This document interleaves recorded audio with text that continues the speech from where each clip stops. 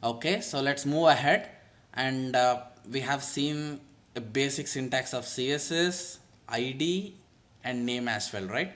So what I will do here, we just saw that for email also there is an name attribute. Okay, name equals to email. So I have used CSS for this first edit box, right? Let's try to fill this form with different locators. And do remember that you can use any locator for any web element. Just make sure you are using the right one.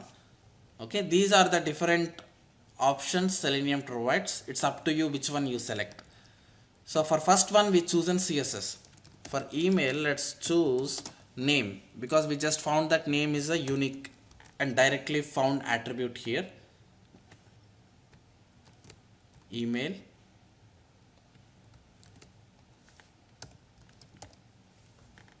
send keys, can type shit. And if you have already watched my Selenium course in Java, or if you are already aware of Selenium in Java, I will exactly show the difference between the syntaxes of how we write. This is just for the people who already know Selenium in Java. In Java, we actually write like this: driver dot find element by name. In Python, the only difference here is in Java, between every word, find is one word, element is one word, by name. These are four different words. For every element, it starts with capital letter to recognize that it is a separate word. In Python, all the words will be separated by underscore. That's it. To tell that these two are separate words. But in Java, we will just put another word as a capital letter so that Java understands that this is the sub word out of it. Okay, but in Python, everything is small letter, and whatever words it had breaked, we will separate with underscore. Now, in Java, we have like this for send keys. Send and keys are the both two different methods, right? In Python, everything in small letter, but two words will be separated by underscore like this. That's it. So this is Python syntax and this is Java syntax, and everything concept is same. So now if you know Java, then you will easily follow Python Selenium lectures. But again, framework lectures are completely different. You may understand Selenium with Python easily, but when you start framework lectures, you will be in whole different world. No matter how master you are in Java, C# or other languages, Python is like completely different. And I'm just showing you what is the difference in syntaxes compared to Java and Python. Alright. So we covered 1, 2, 3, three locators. And now I will try to just click on this submit button. Let's not go to this drop down at this time. After 1 or 2 lectures, I'll come back and explain how to handle drop downs using WebDriver. But for now, we will just click on submit button. Yeah. And these are the HTML properties defined by developer for the submit button. Now let's use the XPATH. So what is the XPATH now? As I said, XPath and CSS can be constructed for any web element based upon the properties. So what is the syntax? / tag name. Here in CSS, this is the syntax, and slight difference is that you have to add slashes and then you have to put attribute. That's it. That's the only difference. Remaining everything is same. Now let me go back to console and I will build XPath for that. So for CSS, I have written like this, right? Dollar and then double quotes. Inside I have written all the CSS. But for XPath, slight difference is that $X you have to give and then write it. Why you are actually writing here? We are writing here just to check the XPath, whatever we are building is correct or not. Okay, it's not mandatory to write here. If you think you are strong in XPath, then just directly create that in your script only. I am writing it here just to see the one what we are writing is correct or not. That's it. Now elements, let's take tag name as input. Okay, first of all I would decide here input is my tag name, and then attribute we have class, type and value. You can use anything.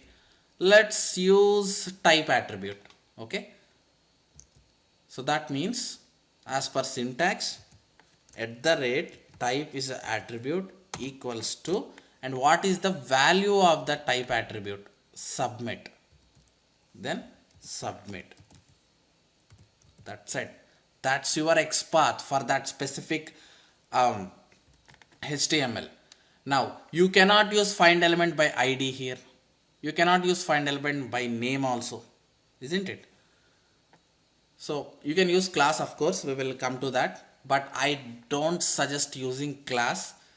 There are a lot of disadvantages with it, because the class attribute will get you multiple results. In most of the cases, when you use find element with class, the output you will get, you just saw, right? For name attribute you got 2 results. Like that, for class is like common thing declared for many web elements on the page. So when you write class, that would not be a unique locator for that specific web element. It depends again, but that's my experience understanding for that. Anyways, we'll see that as well very soon.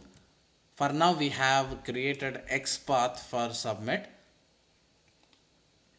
You can paste it here and make sure this is single quote. Somehow in Excel it's coming weird. Right. I is the small letter. Tag name slash, everything looks good.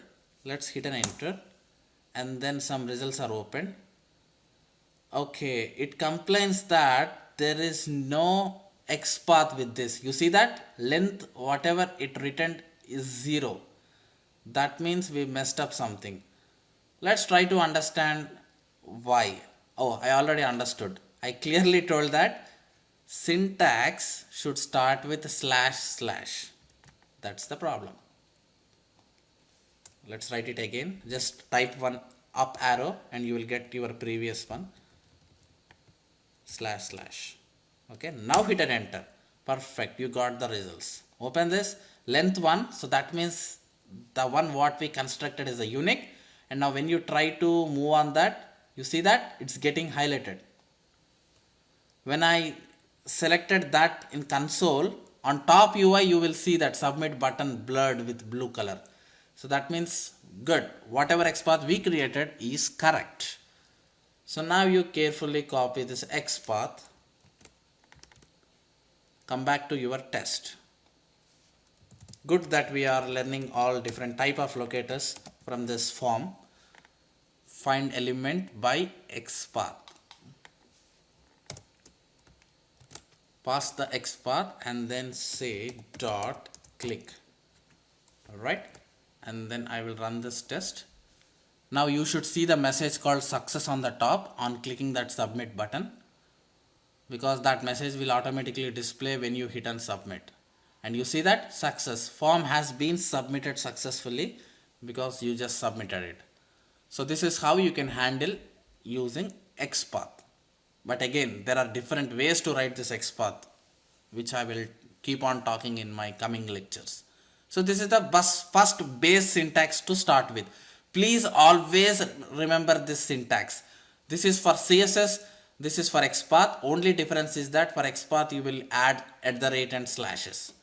Okay, this will be very handy for your automation development in Selenium. Okay, so before I proceed next, I want to introduce one plugin which I love all the time, and I will keep on using that instead of this console. This looks easy, but this is little uncomfortable in opening and writing all this. So there is super plugin you have for Chrome, which we call as a ChroPath plugin. You just type ChroPath and you need to add that plugin to your Chrome browser. I already have it, that's why it's asking to remove from Chrome. But for the first time you will see install it and restart your browser, and then let me show where you will see that. Go to Elements tab and right side you will see two arrows. Select that, and here you will find crow path. And now the XPath, whatever you constructed, you forget about all the $X everything. Correct XPath, whatever you wrote, put here, hit and enter. Perfect. It will highlight that and it will tell you what the result is. At the same time, I don't suggest it, but I am telling you that you need not worry about how to create XPath or CSS or any locator. This crow path will do for you. Now, if you want the submit button, XPath, just spy on that button and that's it. You see that it created XPath for you. Copy this XPath like this and paste it in your code. You need not worry about how to create that as well. But please don't try in this way because you will never get mastered in automation if you rely on third-party tools. Tomorrow, if Chrome stops using this plugin in that browser, then you will be left nowhere. There are different plugins available to create XPath or CSS, but make a practice of creating your own without relying on any other tools like this. But yes, there are different tools which will automatically give it for you. In this entire course, I will not use any available plugins to generate, but I'm just showing you that this is how it got generated. Now, if you carefully observe this XPath, this is what CrowPath generated for us. This is what we have written. Looks different, right? But are both valid? Of course they are valid. Why? / tag name is our syntax. Yes, syntax input @ attribute. Here I selected type attribute and CrowPath selected class attribute. That's it. Okay, as I said, you can use any attribute to create your XPath, right? So these guys have selected class attribute. That's the only difference. Ultimately, attribute change, but overall syntax, if you look, it's same. But there are different ways to write XPath syntax. Not only this, but this is the standard and universal where you can use it for anything. Nice. So now you understood how to write XPath. And you can also write CSS out of this, isn't it? How to write CSS for this specific submit button? Let's do that. / will not be there, right? Tag name and @ also will not be there if you carefully observe the difference. Tag name attribute value. Okay. So what attribute? This time I will take value attribute. Anything you can take. Value equals to submit. Enter. You see that? That is highlighted and that specific HTML is being shown here, and this is how you can write CSS. But if you want CSS for CrowPath to choose, you can copy this and this is the CSS. This looks very complicated, right? I'll try to explain how this CSS being generated. Even the XPath.